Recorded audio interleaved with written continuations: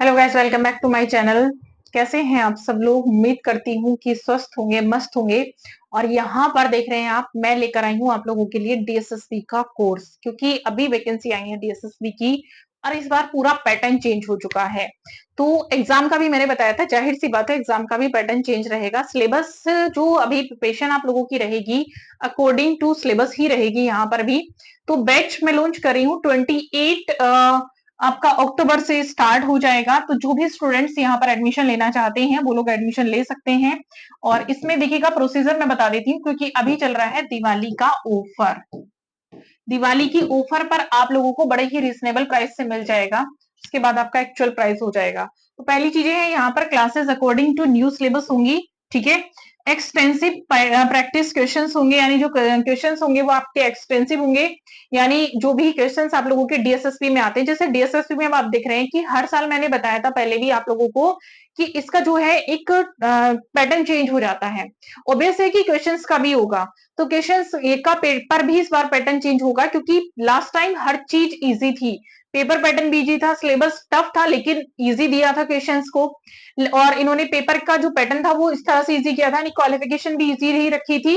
और आप देख रहे हैं कि जो बैड थी वो भी हटा दी थी, वो रहेगी। तो उसके अकॉर्डिंग ही यहाँ पर आप लोगों की प्रैक्टिस रहेगी एज ऑलवेज। और पीडीएफ मॉक टेस्ट आप लोगों का रहेगा एज ऑलवेज। ये भी 2 इयर्स वैलिडिटी के साथ है। इन केस अगर एग्जाम में आप लोगों का टाइम लगता है या देर से होता है, क्योंकि इस बार भी एग्जाम काफी समय बाद हुआ था, तो ये वैलिडिटी आप लोगों की एक्सटेंड हो जाएगी, जिसका आपको कोई चार्ज पे नहीं करना है, यानी वन टाइम ही पे करना है आप लोगों को। इससे वन टाइम में भी आप लोगों का इंस्टॉलमेंट आप लोगों को मिल जाएगा, इंस्टॉलमेंट के माध्यम से आप पे कर सकते हैं। रेगुलर इसमें लाइव क्लासेस रहेगी आप लोगों की। लाइव के बाद आपकी रिकॉर्ड क्लास हो जाएगी। रिकॉर्डिंग आप लोग ऐसा नहीं कि 1 या 2 बार ही देख सकते हैं, वो कितनी भी बार आप लोग देख सकते हैं, वो डिपेंड करता है आप पर। ठीक है। अब यहाँ से जो कुछ चीजें हैं, जैसे कि स्टार्ट 27 अक्टूबर से हो रहा है। अभी एडमिशन यहाँ पर शुरू हो चुके हैं, तो आप लोग ले सकते हैं। मैं बुक्स यहाँ पर बता देना चाहती हूँ, जो भी बच्चे प्रिपरेशन करना चाहते हैं डीएसएसबी की, पहले एक बार मैं क्वालिफिकेशन को थोड़ा सा ओरली रिमाइंड करा देना चाहती हूँ, क्योंकि काफी बच्चों में कंफ्यूजन था। क्वालिफिकेशन मैंने बताया था, देखिएगा, बैचलर इसमें मांगा गया है, यानी बीएफए। बीएफए या बीए ड्राइंग एंड पेंटिंग या प्राचीन कला केंद्र अगर 5 साल का है तो ठीक है। अगर 5 साल का जिसके पास नहीं है, तो उसको प्लस 2 साल का भी यहाँ पर कोई सर्टिफिकेट आपके पास होना चाहिए, जो वेरीफाइड हो, सर्टिफाइड हुआ है। 2 साल का आपके पास कुछ ऐसा सर्टिफिकेट होना चाहिए, जैसे मैंने बताया था ललित कला अकेडमी का आप लोगों के पास है, या स्कल्पचर से जुड़ा हुआ कुछ ऐसा है, यानी ऑल ओवर वो ड्राइंग से रिलेटेड आप लोगों के पास, प्लस बैचलर से अलग, यानी बैचलर डिग्री तो आपके पास है ही है। बैचलर के साथ आप लोगों के पास 2 साल का कुछ होना चाहिए। सी टेट नहीं है इसमें आप लोगों के लिए, टीजेटी लेवल पर, यानी जो डीएसएसबी का आर्ट का है, ड्राइंग एंड पेंटिंग का है, इसमें सी टेट नहीं है, तो वो लोग इसमें अप्लाई कर सकते हैं। काफी तरह तरह के मैंने देखा कमेंट्स थे बच्चों के, यानी जिनको समझ में नहीं आ रहा था, तो इसलिए मैंने सोचा एक और आप लोगों के लिए वीडियो बना दिया जाए, जिसमें आप लोगों को ये चीजें काफी हेल्पफुल हो जाएं। बुक्स के लिए मैं बता देती हूँ, अभी जो आप लोगों को प्रिपरेशन करनी है यहाँ पर, वो प्रिपरेशन करनी है आपको, जैसे कि इंडियन बेस्ड आप लोगों का रहेगा। तो कुल मिलाकर इसमें जो प्रिपरेशन आपको करनी है वो डिटेल बुक्स पढ़नी है। सबसे पहली चीज होती है, डीएसएसपी जब भी क्वेश्चंस उठाता है तो वो एनसीईआरटी बेस्ड उठाता है। एनसीईआरटी दिल्ली की जो आप लोगों की है वही आप लोग उठाइएगा, उसको बिल्कुल मत छोड़िएगा। उसमें जो टेक्निक आप लोगों की दे रखी है, जो भी टेक्निक, जो भी शैलियों से आप लोगों की टेक्निक आती है, उन टेक्निक को आपको पढ़ना है।